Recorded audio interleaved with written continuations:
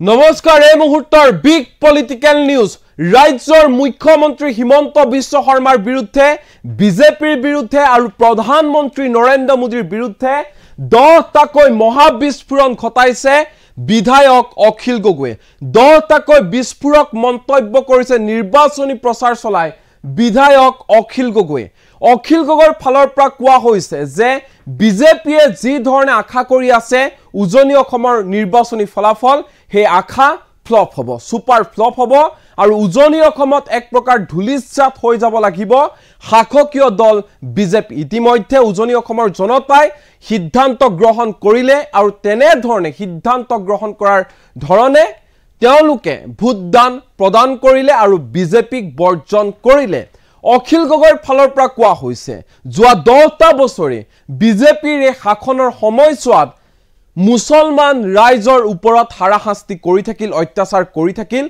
শাসকীয় দল বিজেপিয়ে এই 10টা বছৰত কোনো দিনে মুছলমান জনতা শান্তিৰে থাকিব নোৱাৰিলে একমাত্ৰ কাৰণ হৈছে এই বিজেপি দলটো অখিল গগৈৰ মন্তব্য যে হিমন্ত বিশ্ব শৰ্মাই যদিহে এজন ব্যক্তিক ভয় কৰে কাৰবাক ভয় কৰে হে ব্যক্তিজনে হৈছে কেৱল অখিল গগৈ হিমন্ত বিশ্ব শৰ্মাক ভয় খুৱাবলৈ হিমন্ত বিশ্ব শৰ্মাৰ মুখ্যমন্ত্ৰী চকী লৰাবলৈ অকলে কাফি অখিল গগৈ এনে ধৰণে হিমন্ত বিশ্ব শৰ্মাৰ বিৰুদ্ধে গৰজি উঠা দেখা পোৱা গ'ল বিধায়ক অখিল গগৈ মুছলমান জনতাক আহ্বান জনাইছে যে মুছলমান জনতাই বিজেপিৰ কোনো প্ৰাৰ্থীক ভোট নিদিব নহলে বিজেপিৰ প্ৰাৰ্থীক ভোট দিয়া মানে নিজৰ ভৰিত কুঠাৰ মাৰি লোৱা এই বিজেপি চৰকাৰে কোনো দিনে মুছলমান জনতাৰ হকে মুছলমান জনতাৰ পক্ষত কোনো দিনে একো কাম নকৰে অখিল গগৈৰ এটাই কথা এই যুঁজখন হৈছে দেশৰ গণতন্ত্ৰ ৰক্ষাৰ যুঁজ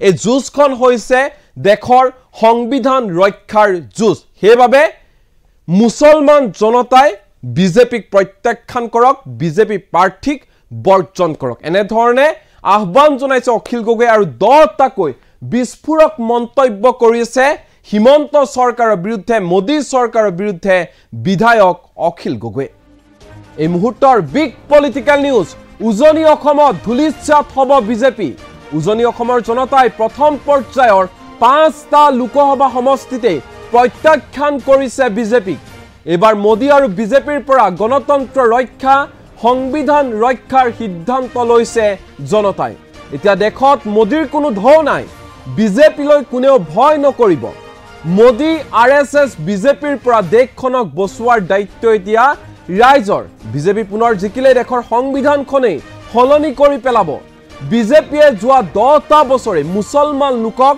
শান্তিৰে থাকিবলৈ দিয়া নাই এই অভিযোগ কৰিছে অখিল গগৈ যোৱা 10 বছৰে অত্যাচাৰ চলাই আহিছে বিজেপি চৰকাৰে মুছলমান জনতাক মুছলমান লোকৰ ঘৰ উচ্ছেদ কৰিছে বুলডোজাৰ লগাই ঘৰ ভাঙি পেলাইছে এনে ধৰণে হাৰাশাস্তি কৰি আহিছে বিজেপিয়ে মুছলমান জনতাৰ ওপৰত হিমন্ত বিশ্ব শৰ্মাৰ বিৰুদ্ধে যুঁজিবলৈ মই অকলে কাফি হিমন্ত বিশ্ব শৰ্মাই ভয় কৰা একমাত্ৰ মানুহজনে হৈছে অখিল গগৈ দেশ বচাবলৈ জাতি বচাবলৈ বিজেপিৰ বিৰুদ্ধে ভোট দিবই লাগিব জনতাই বিজেপিক ভোট দিয়া আৰু মুছলমান ৰাইজে নিজৰ ভৰিত কুঠাৰ মৰা একেই কথা ধুবুৰীৰ জনতাৰ এতিয়া বিকল্প কেৱল মাত্ৰ ৰকিবুল হুছেইন নৰেন্দ্ৰ মোদীতকৈ বেছি গালি পাৰিব মন যায় বদৰুদ্দিন আজমলক এই মন্তব্য কৰিছে অখিল গগৈয়ে বদৰুদ্দিন আজমল সহ এআইডিএফ দলৰ সকলো বিধায়কে হৈছে বিজেপিৰ মানুহ বিজেপিৰ কথা মতে উঠা বহা কৰে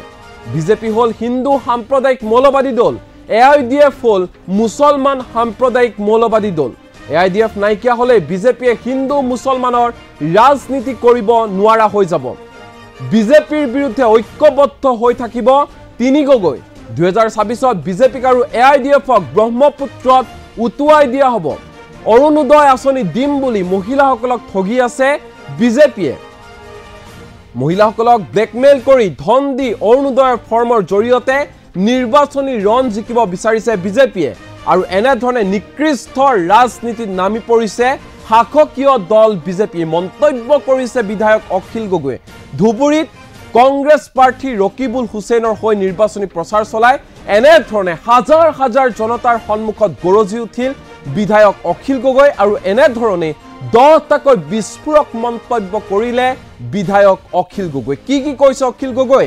এই মুহূৰ্তত অখিল গগৈৰ ভাষণৰ কিয়দাংশ আমাৰ লগত আছে, লগতে মন্তব্য আছে। মন দি শুনক কি কৈছে বিধায়ক অখিল গগৈ। ইয়ালৈ অহাৰ আগতে মই নগাঁৱত আছিলোঁ। নগাঁৱত 3 দিন ধৰি কেম্পেইনিং কৰিছিলোঁ। তাৰ আগৰ 3 দিন মই কেম্পেইনিং কৰিছিলোঁ কৰিমগঞ্জত 3 দিন। তাৰ আগৰ গোটেই সময়খিনি আছিল যোৰহাট আৰু ডিব্ৰুগড়।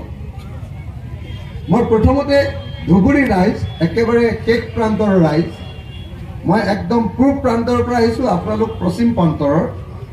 মই এটাই খবৰ দি ল'ব খুজিছোঁ যে পূব প্ৰান্তৰ ডিব্ৰুগড় আৰু যোৰহাট অৰ্থাৎ উজনি অসমৰ ৰাইজে ইতিমধ্যে সিদ্ধান্ত লৈছে যে এইবাৰ বিজেপিক বিদায় দিব।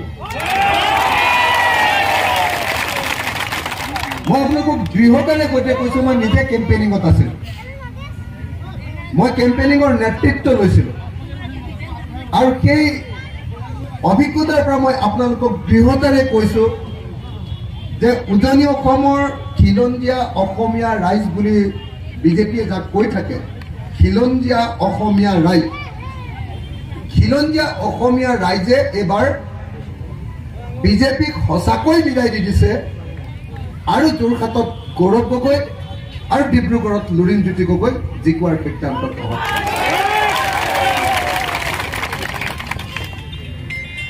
সঁচাকৈ ফূৰ্তিত আছো।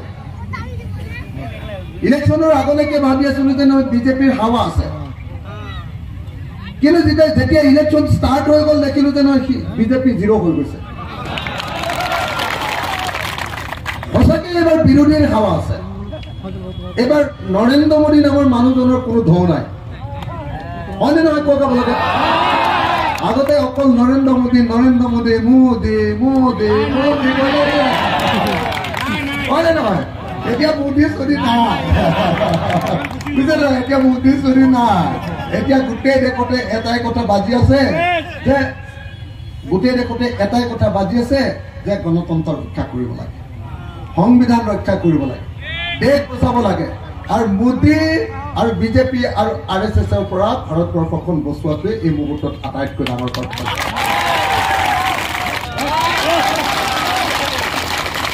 মই দুটা বস্তু আপোনালোকক দেখুৱাই আছো একেলগত। এটা দেখুৱাই আছো জনগণৰ শক্তি, আনটো দেখুৱাই আছো ৰাষ্ট্ৰৰ সন্ত্ৰাস। বিজেপি চৰকাৰে সকলোৰে মুখ বন্ধ কৰি দিছে।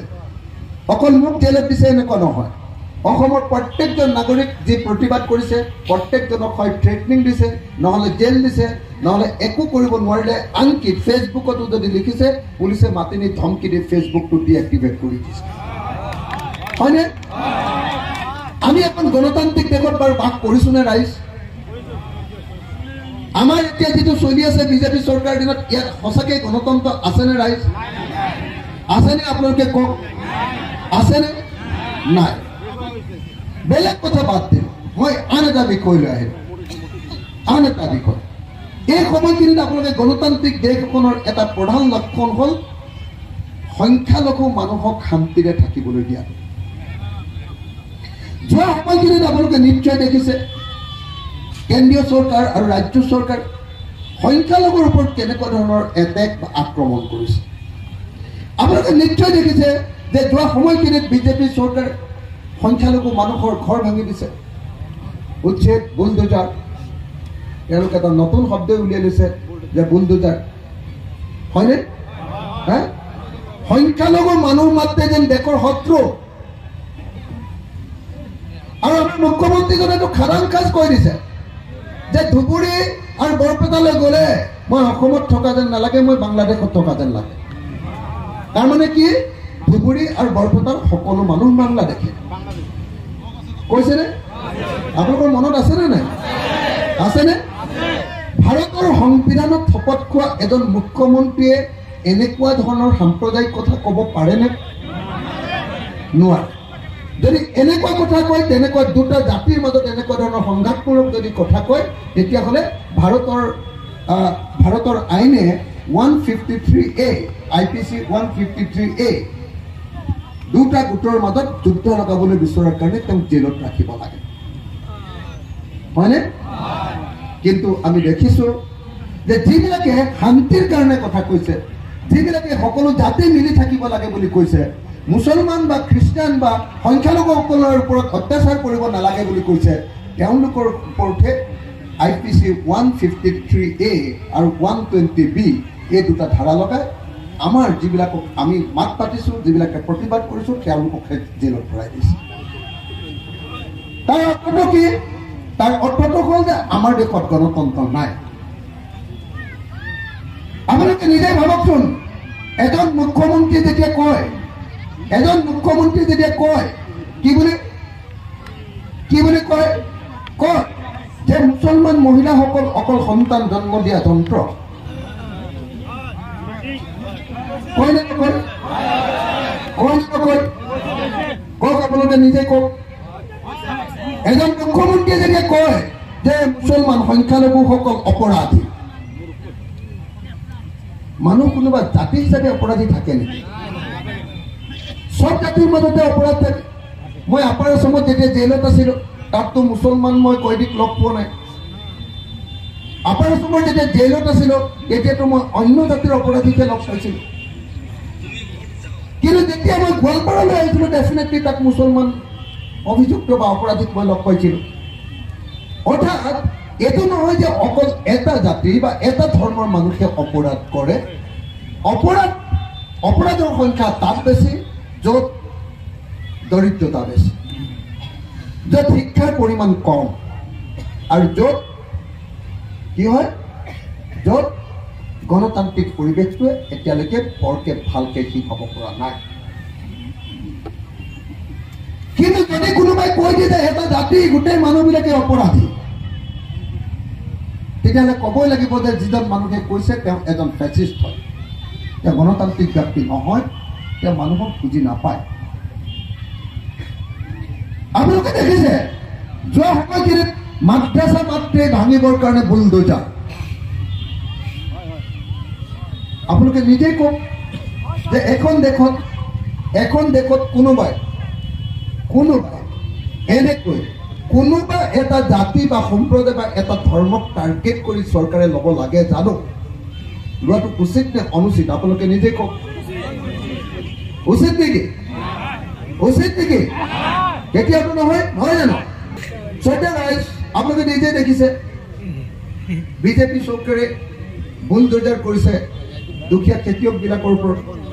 আপোনালোকে নিজে দেখিছে যে কাজিৰঙা যেতিয়া উচ্ছেদ কৰিছিলে, মই এজন খেতিয়ক সংগঠনৰ মানুহ হিচাপে কাজিৰঙা ৰাইজৰ ওচৰলৈ গৈছিলোঁ, গৈ দেখিছোঁ যে তেওঁলোকৰ হাতত 1965ৰ মাটিৰ ম্যাদী পট্টা আছে। মই যেতিয়া চৰকাৰক কৈছিলোঁ যে 1965ৰ মাটিৰ পট্টা থকা মানুহজন কেতিয়াও বিদেশী হ'ব নোৱাৰে, মাটিৰ ম্যাদী পট্টা আছে 1965ৰ, কেৱল মুছলিম হল বুলি তেওঁলোকক উচ্ছেদ কৰিব, এইটো কেতিয়াও আমি মানি লওঁ। আজিৰ দিনটোত আপোনালোকে নিজে কল্পনা কৰক, এবাৰ মাত্ৰ কল্পনা কৰক যে যেতিয়া সংখ্যালঘু যুৱক এজনক পুলিচে ধৰি লৈ যায় আৰু ৰাতি যেতিয়া বুকুত গুলিয়াই দিয়ে, চাই ধৰ্মৰ ভিত্তিত যেতিয়া এনেকৈ হত্যাকাণ্ড কৰে, তেতিয়া অসম এছেম্বলিত কোনে তাৰ বিৰুদ্ধে আটাইতকৈ বেছি কোনে বেছিকে মাত মাতে? দেখিছেনে আপোনালোকে? চাইনে? বিধানসভা চাইনে? মই আপোনালোকে যদি চাই তেতিয়াহ'লে নিশ্চয় দেখিছে যে অসম বিধানসভা হিমন্ত বিশ্ব শৰ্মাক উভতি ধৰিবৰ কাৰণে মই অকলে কাফি। আপুনি লক্ষ্য কৰিছেনে? মই তেওঁক ঢোকে পানী খুৱাই দিওঁ। হয়, মই এজনে বিধায়ক আমাৰ দলৰ, কিন্তু এটা কথা খাটাং যে অসম এছেম্বলিত বিজেপিয়ে যদি ভয় কৰে তেতিয়াহ'লে ভয় কৰে, হিমন্ত বিশ্ব শৰ্মাই যদি ভয় কৰে তেতিয়াহ'লে তেওঁলোকে ভয় কৰে ৰাইজৰ দলৰ সেই MLA অখিল গগৈক। ৰাইজ বিজেপি চৰকাৰে কেনেকুৱা অত্যাচাৰ কৰিছে আজিৰ দিনটোত। সঁচাকৈ আপোনালোকে ইমান দিন 1947 চনৰ পৰা যিমান চৰকাৰ পালে, কিন্তু নৰেন্দ্ৰ মোদী আৰু হিমন্ত বিশ্ব শৰ্মা অহাৰ পাছত অসমৰ সংখ্যালঘু আৰু মুছলমান ৰাইজখনে যিমান অপমান ভোগ কৰিবলগীয়া হৈছে, যিমান অত্যাচাৰৰ সন্মুখীন হ'বলগীয়া হৈছে, যেনেকৈ ছেকেণ্ড ক্লাছ চিটিজেন দ্বিতীয় শ্ৰেণীৰ নাগৰিকত পৰিণত হ'বলগীয়া হৈছে, এনেকুৱা অৱস্থা ইতিহাসত কেতিয়াবা হৈছিল নে নাই? হয়নে? হয়নে নাই কওক? হয়নে নাই কওক? আজিৰ দিনটো দিল্লীলৈ গ'লেও যদি টুপি থাকে আৰু দাড়ি থাকে, তেতিয়াহ'লে যিকোনো সময়তে বিপদত পৰিব পাৰে। ট্ৰেইনত গ'লেও আপুনি বিপদত পৰিব পাৰে। আপুনি যোৰহাটলৈ গ'লেও বিপদত পৰিব পাৰে। আপুনি গোলাঘাটলৈ গ'লেও বিপদত পৰিব পাৰে। আপুনি শিৱসাগৰলৈ গ'লেও বিপদত পৰিব পাৰে। আপুনি ডিব্ৰুগড়লৈ গ'লেও বা তিনিচুকীয়ালৈ গ'লেও বিপদত পৰিব পাৰে, এটা কাৰণতে যে আপোনাৰ ধৰ্মটোক এটেক কৰা হৈছে। হয়নে? আৰু এইটো কোনে কৰিছে? এইটো ৰাষ্ট্ৰই কৰিছে। এইটো কোনে কৰিছে? শাসক দল বিজেপি আৰু RSS এই মাহোল, এই পৰিৱেশ সমগ্ৰ ভাৰতত বিয়পাই গৈছে। হয়নে নহয় কওক? সমগ্ৰ অসমত আপোনালোকে নিজে খবৰ লওক। গুৱাহাটী এগৰাকী মহিলাই বা এজন পুৰুষে তেওঁ ৰিক্সাৱালা হ'ব পাৰে বা চব্জি বেপাৰী হ'ব পাৰে, টেনচনত থাকিব। তেওঁলোকৰ জীৱন আৰু সম্পত্তি নিৰাপত্তা দিয়াৰ ক্ষেত্ৰত চৰকাৰখন ব্যৰ্থটো হৈছে। চৰকাৰে উল্টাই তেওঁলোকৰ জীৱনটো বিপন্ন কৰি পেলাইছে, তেওঁলোকক বিপদত পেলাবৰ কাৰণে চেষ্টা কৰিছে। হয়নে নহয় আপোনালোকে কওক? হয়নে? গতিকে শ্ৰদ্ধেয় ৰাইজ, আপোনালোকে এই সময়ত আপোনালোকে এটাই কথা মনত ৰাখিব লাগিব, দেশত যদি গণতন্ত্ৰ ৰাখিব লাগে, দেশত যদি সংবিধানত বচাব লাগে, দেশত যদি সঁচাকৈ সমাজবাদী ধাৰণাৰে ৰাখিব লাগে, দেশক যদি ধৰ্ম নিৰপেক্ষ কৰি ৰাখিব লাগে, তেতিয়াহ'লে 2024 চনত আমি বিজেপিক বিদায় দিবই। তেতিয়াহ'লে এইবাৰ বিজেপিক বিৰোধিতা কৰিবই লাগিব। যদি দেশ বচাব লাগে, তেতিয়াহ'লে ভাৰতৰ ইণ্ডিয়া মৰ্চাক এইবাৰ জিকাবই লাগিব। যদি দেশ বচাব লাগে আৰু জাতি বচাব লাগে আৰু জনগণক বচাব লাগে, তেতিয়াহ'লে বিৰোধী ঐক্য মঞ্চৰ প্ৰাৰ্থী ৰকিবুল হুছেইনক ধুবুৰীত ভোট দিবই লাগে। এইটো মই ভাল পাওঁ, বেয়া পাওঁ কথা নাই। কংগ্ৰেছৰ লগত মোৰ দ্বন্দ্ব থাকিব পাৰে, বিজেপিকটো মই একেবাৰে বেয়া পাওঁ। বিজেপি মোৰ শত্ৰু, মোকো তেওঁলোকে শত্ৰু বুলি ভাবে, সকলোৱে জানে। পাৰিলে মোক যিকোনো সময়তে মাৰিবই খোজে তেওঁলোকে, আপোনালোকে সকলোৱে জানে। হয় নে নহয়? কেৱল আৰু কেৱল মানুহৰ আশীৰ্বাদতহে জীয়াই আছো, হয় নে নহয় কওক? কিন্তু মই আপোনালোকক এই কথা ক'বলৈ আহিলো যে যদিহে কোনোবাই ভুল কৰি আমাৰ ইণ্ডিয়া মৰ্চা, আমাৰ বিৰোধী ঐক্য মঞ্চৰ প্ৰাৰ্থী আৰু কংগ্ৰেছৰ প্ৰাৰ্থী ৰকিবুল হুছেইনক ভোট নিদি অন্য কোনোবা ঠাইত ভোট দিয়ে, তেতিয়াহ'লে সেইটো হ'ব আপোনালোকে নিজৰ হাতৰ কুঠাৰখন নিজৰ ভৰিতে মাৰি দিয়া। হয়নে নহয় কওকচোন? হয়নে নহয় কওকচোন? মই জানো যে ধুবুৰীৰ মানুহে যোৱা 15 বছৰ ধৰি এজন মানুহক MP কৰি ৰাখিছে। তেখেতৰ নাম মৌলানা বদৰুদ্দিন আজমল চাহাব। হয়নে? ধৰ্মীয় গুৰু হিচাপে তেখেতক মই চাহাব বুলি কোৱাত কোনো আপত্তি নাই। কিন্তু মই নৰেন্দ্ৰ মোদীক যেনেকৈ গালি পাৰো, তাতকৈ বেছিকৈ গালি পাৰিবলৈ মন যায় মোৰ বদৰুদ্দিন আজমল। হয়নে নহয় কওক? হয়নে নহয় কওক? হয়নে নহয় কওক? মই আপোনালোকক এটা কথা কওঁ, মই একদম সহজকে যদি বুজাবলৈ হয় আপোনালোকক এটা কথা কওঁ, মই অনবৰতে বিধানসভাত বহি থাকো। বিধানসভাত কোন দলৰ MLA কেনেকে কাম কৰে মই চব চাই থাকো। আৰু মই খাটাং যে হিমন্ত বিশ্ব শৰ্মাৰ পিঠিত যেতিয়া খজুৱতি হয়, আমাৰ বদৰুদ্দিন আজমল চাহাবে খজুৱাই দিয়ে, আৰু বদৰুদ্দিন আজমল চাহাবৰ পিঠিত যেতিয়া খজুৱতি হয়, হিমন্ত বিশ্ব শৰ্মায়ো খজুৱাই দিয়ে।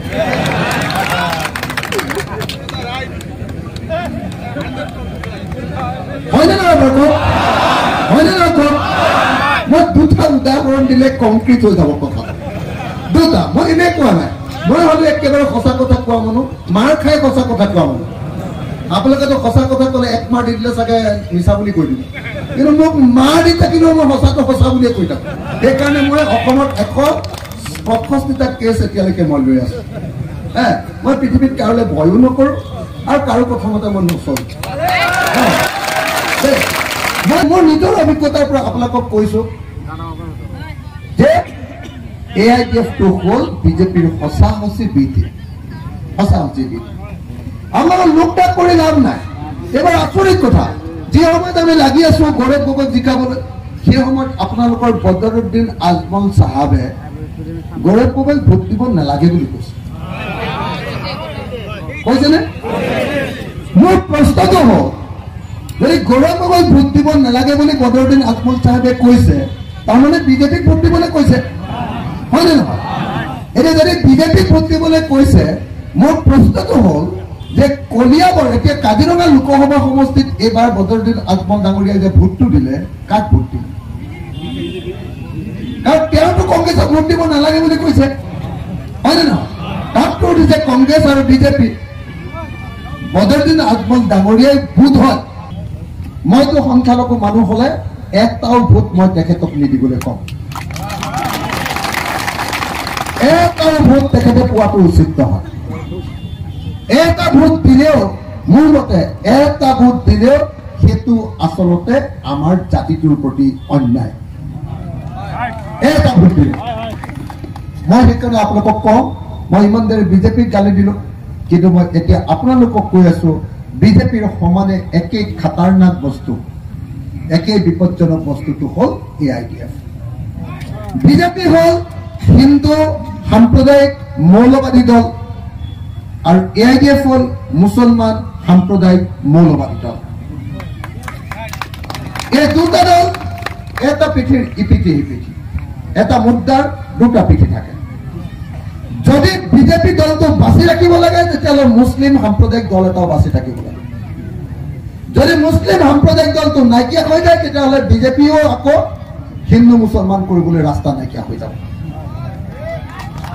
হয়নে গতিকে যিবিলাক মানুহে অসমত বা ভাৰতত বিজেপিৰ উত্থানটো নিবিচাৰে বিজেপিক নিবিচাৰে বিজেপিৰ এই অত্যাচাৰ নিবিচাৰে তেওঁলোকে প্ৰত্যেকজন মানুহে AIDF-ক ভোট নিদিওঁ বুলি আচলতে আল্লাহৰ নামত ঈশ্বৰৰ নামত শপত খাব লাগে হয়নে ভুলতো যাতে নিদিয়ে ভুলতো মই ভাবো যে এইবাৰ ধুবুৰীৰ পৰা আচলতে তেওঁক এনেকুৱা লাজ দি পঠিয়াব লাগে যে জীৱনত তেওঁ শিক্ষা পাই যাব যে বিজেপি দালালি কৰা কেনেকুৱা হয়নে নহয়